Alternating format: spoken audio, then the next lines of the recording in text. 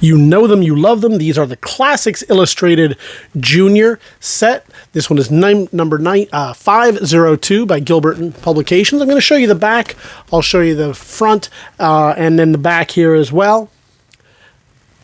This is from 1953, and in addition to the front and back, what we're going to do is we're going to get real close up there so you can see all the nooks and crannies. For as old as this is, close to what, 70 years old, not looking too bad, but it does have some issues. There's quite a few spine ticks right here, and rather than take my word for it, I'm going to shine that light on it so you can really get right up and close and personal with each of these comic books. You can see that little tear right there. We'll show you the back as well. We originally filmed this in 4K. It gets downscaled sometimes to 1080p, but plenty of ability for you to pause, rewind, fast forward, zoom in, and see what you need to see. In addition, I'm going to show you a few of the interiors. We try to do these. These sometimes get colored and written on and played with. You can see some discoloration here. We'll show you. This way you can also judge for yourself what you consider to be the quality and condition of the pages. We'll show you this has not been put together, but it does look like it had a stamp to it.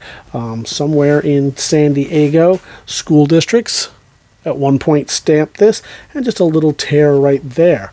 So now you've seen everything you need to know to make your decision on that one. We're going to move on to 504 from Gilbert Publications, 1953. This is the story of the Pied Piper. We'll show you the back as well. And then, of course, we will let the light do its deal right there and show you everything you need to see. We'll give it the old wiggle jiggle so you can really see how it interacts with the paper, gets in all those nooks and crannies, and shows you what you need to know.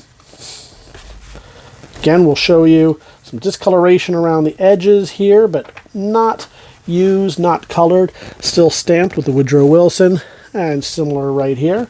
We'll show you a couple of the pages internal here, any of these interiors, just to give you an idea, and we'll move right along. This is Jack and the Beanstalk, number 507, dating back to 1954. We'll show you the back as well. Interestingly enough, there's not a lot of advertisement in these. They tend to just advertise for other Classics Illustrated stories, so you can complete the collection. Some stress along the spine, as you might expect. Not looking too bad on the back. A few issues here and there. And we'll show you the interiors here as we go through. And then once again, we end up on that front splash. Slight stamp right there, but we want you to be aware of it. Number 511, this is Puss in Boots, going back to 1955. We'll flip it over this way. You can see that as well.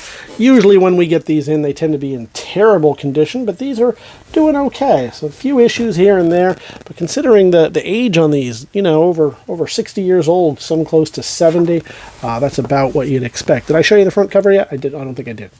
So let's do that. A little bit of issues right here. Slight crease.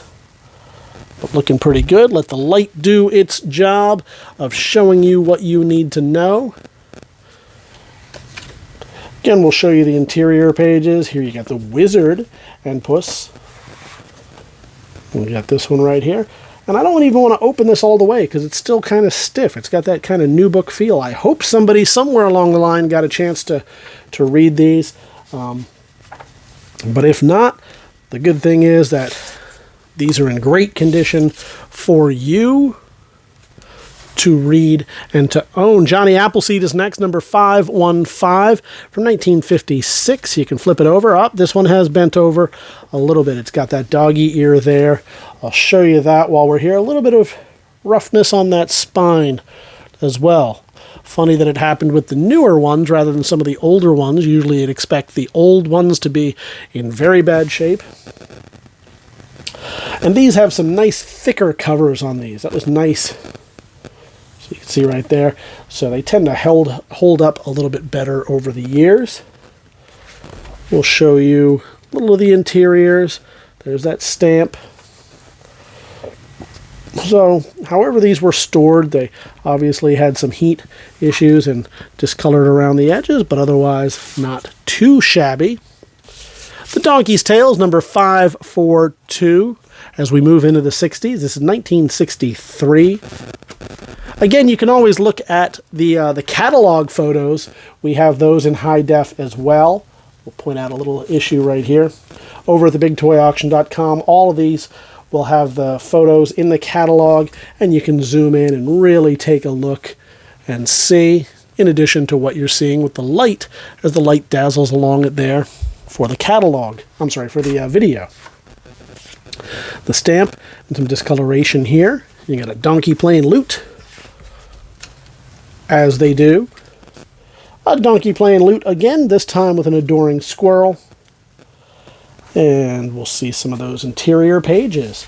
Moving on to 563. This is the Wishing Well. Let's move that right there. A little bit darker cover.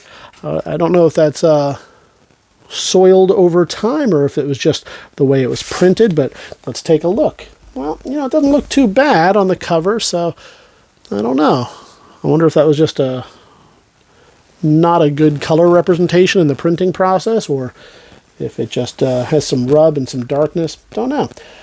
We'll show you the issues right here along the spine a little bit, a little slight crease right there. And as we're going through the years here, now we're into 1968, it feels like these covers are getting just a little bit less thick, but are still holding up pretty well. We'll show you that. I thought that was some writing there. It's not. That's some artwork, but it does have the stamp and it does have these photos. And we'll give you just a few more shots of the interiors. We're going to finish up here with number 569 from 1969, The Three Giants. Again, a darker kind of cover. I think they were just skimping out on the color printing a little bit. Some tears right here, here, and here. So be aware of that. A little bit of roughness and some paper. Is that a paper loss or is that just a... no, some paper loss right there. So be aware of that. Show you some of the interiors. You can see some of the printing has changed. They're doing it more like the EC Comics method of not quite fonts yet, but mechanical reproduction. And I do want to show this right here. So now you've seen them. Great bunch of books. This is Classics, Illustrated Classics Junior, number 569, The Three Giants.